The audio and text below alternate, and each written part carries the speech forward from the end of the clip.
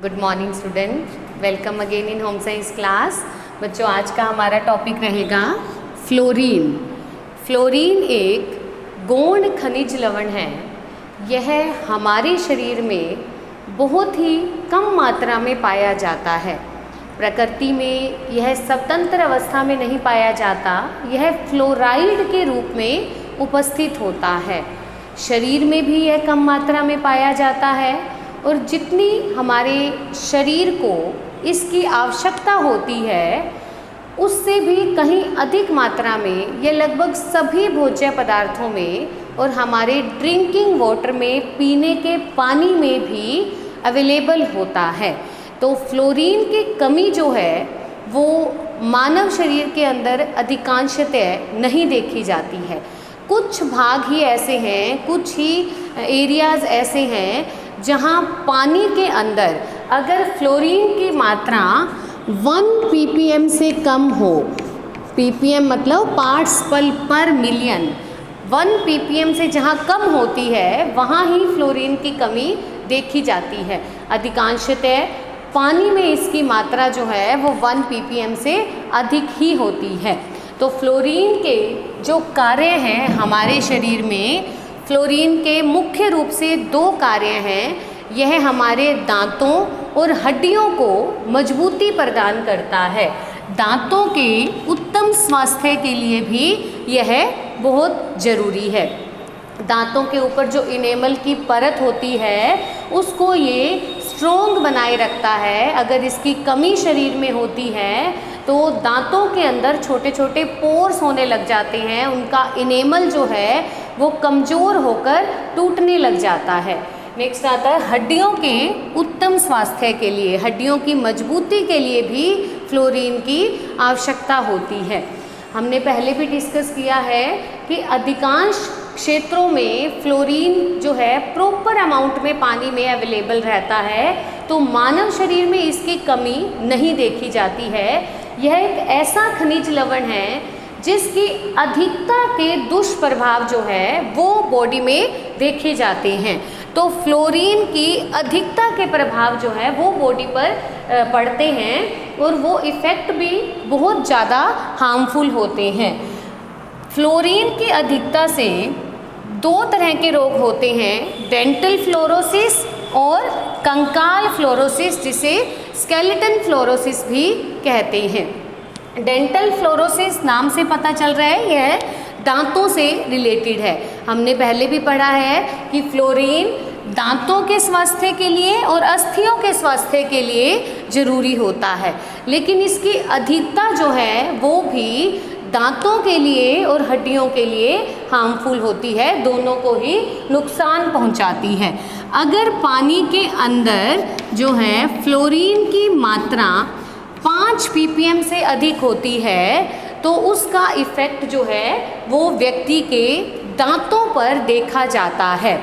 हमारे राजस्थान के जो नागौर का एरिया है, पंजाब के पटियाला का एरिया है, यहाँ के पानी के अंदर जो है वो फ्लोरीन की मात्रा सामान्य से बहुत अधिक होती है, जिसके कारण वहाँ के लोगों में डेंटल फ्लोरोसिस और कंकाल फ्लोरोसिस देखा जाता है।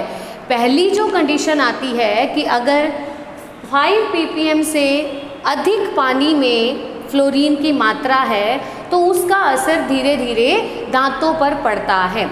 विशेष करके जब दांतों की ग्रोथ की एज होती है, जैसे लगभग 8 वर्ष के बाद जब परमानेंट टीथ आने लगते हैं, उस समय अगर बालक यही पानी लगातार पीता रहता है जिस एरिया में वो रहता है और जहाँ फ्लोरीन की मात्रा पानी में अधिक होती है, तो उसे जो है डेंटल फ्लोरोसिस हो जाता है। डेंटल फ्लोरोसिस में टीथ के अंदर कैविटीज़ हो जाती हैं, टीथ कमज़ोर होकर टुकड़ों के रूप में, छोटे छोटे टुकड़ों के रूप में टूटने लग जाते हैं। उनका इनेमल जो है, उसके ऊपर जो शाइनिंग की कोटिंग होती है वो भी डल होने लग जाती है। दांतों के ऊपर जो है वाइट कलर के स्पॉट्स बनने लग जाते हैं, धीरे धीरे जो वाइट कलर के वो स्पॉट्स हैं वो डार्क होने लग जाते हैं, येलो हो जाते हैं, येलो के बाद ब्राउन होने लग जाते हैं। जो नागौर के आसपास के एरिया के लोग हैं उनके दांत अक्सर अगर आपने देखे हो तो येलोइश कलर के होते हैं। वो इसी वजह से हैं क्योंकि उन्हें डेंटल फ्लोरोसिस होता है, उनके दांतों में जो है वो फ्लोराइड की एक परत जमने लग जाती है, जिसके कारण उन्हें कैविटीज़ भी दांत के छोटे छोटे टुकड़े बाहर आने लग जाते हैं। इसको दांतों में कहते हैं कि खड्डे भी होने लग जाते हैं।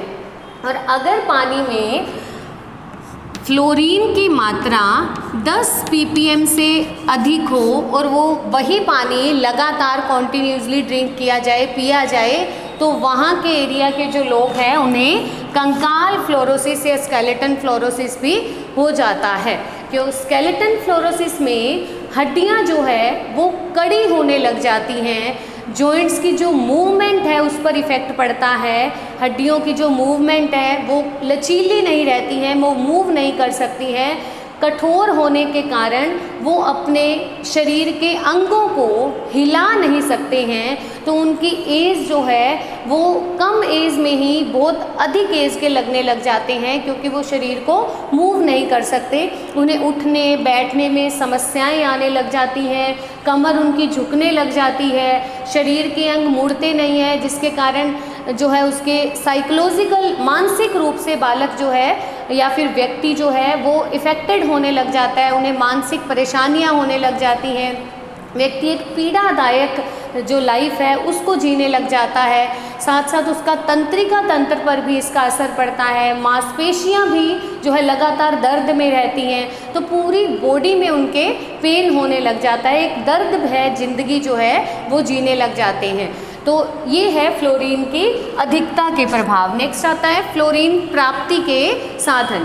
पहले भी हमने पढ़ा है कि फ्लोरीन ड्रिंकिंग वाटर में, पानी में, पीने के पानी में ही पर्याप्त मात्रा में पाया जाता है। तो इसके अलावा जिस भूमि में वेजिटेबल्स या फ्रूट्स उगाए गए हैं उस भूमि के अंदर भी अगर फ्लोरीन की मात्रा अच्छी है तो वहाँ उगाई गई सारे फ्रूट्स और वेजिटेबल्स में भी फ्लोरीन प्रॉपर अमाउंट में पाया जाता है। तो इसीलिए हमने पढ़ा कि इसकी कमी के इफ़ेक्ट नहीं देखे जाते, बल्कि इसकी अधिकता के जो दुष्प्रभाव हैं वो दिखाई ज़्यादा देते हैं। तो नेक्स्ट क्लास में हम नेक्स्ट टॉपिक विटामिन शुरू करेंगे। Thank you.